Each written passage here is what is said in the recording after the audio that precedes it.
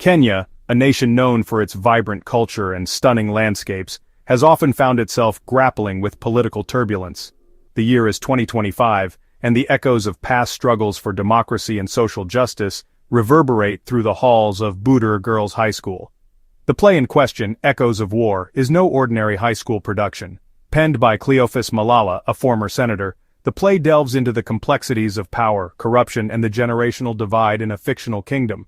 However, the play's themes hit a little too close to home for the Kenyan government, drawing uncomfortable parallels to the country's own political realities.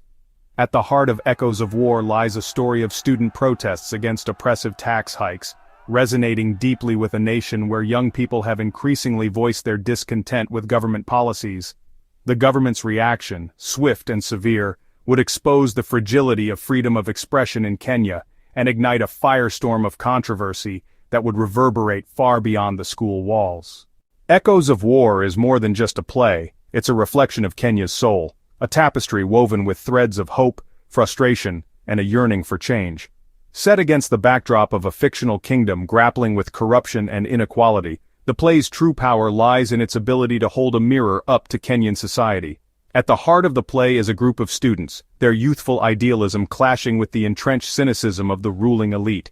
They dare to question the status quo, to raise their voices against injustice and demand accountability from their leaders. The play's themes resonate deeply with Kenya's youth, who have grown increasingly disillusioned with the country's political landscape. High unemployment rates, rising living costs, and persistent corruption have fueled a sense of frustration and a desire for change. Echoes of War gives voice to these anxieties, channeling them into a powerful narrative that challenges the audience to confront the systems that perpetuate inequality and injustice. The Kenyan government, already wary of dissent and criticism, saw Echoes of War as a direct threat to its authority. The Kenyan government's response to Echoes of War was swift and uncompromising, revealing a deep-seated intolerance for dissent.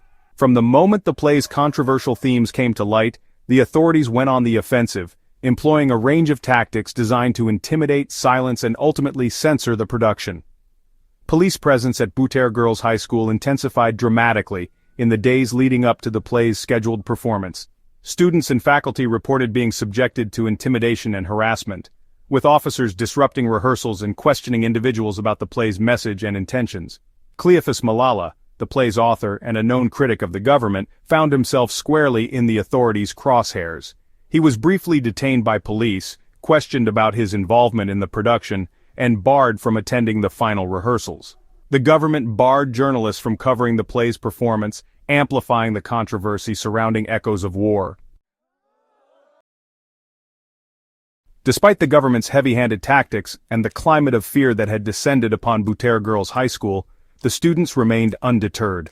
They refused to be silenced, recognizing that their right to freedom of expression was under attack.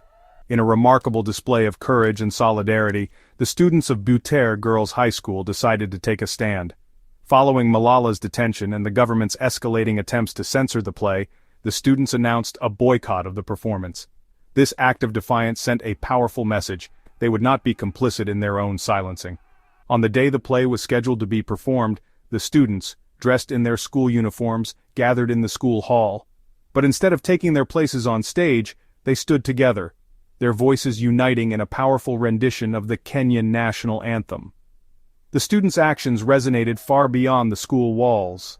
Their bravery in the face of adversity inspired others across the country to speak out against censorship and government overreach. The Kenyan government's crackdown on Echoes of War and its attempts to silence those involved did not go unnoticed.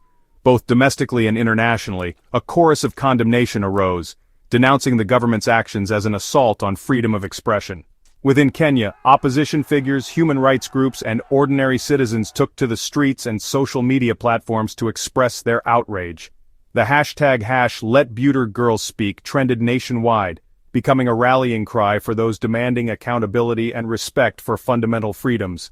International organizations were quick to condemn the government's actions as well.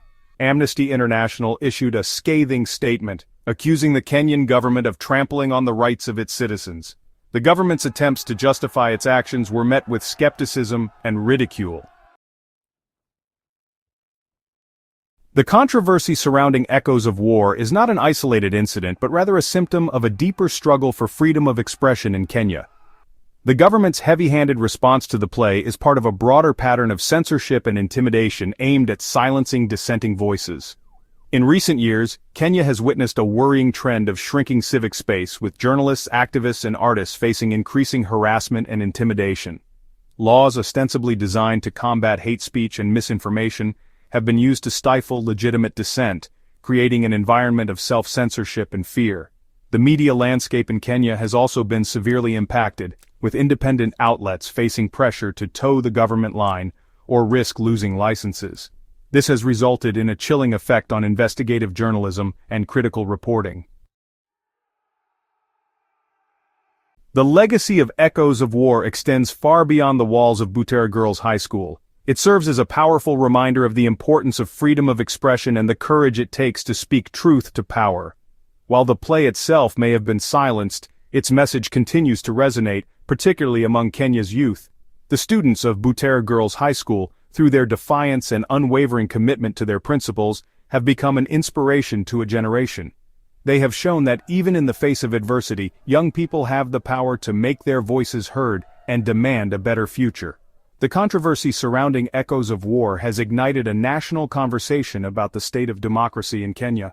The echoes of War will continue to reverberate throughout Kenya, serving as a reminder that the fight for freedom of expression is never truly over.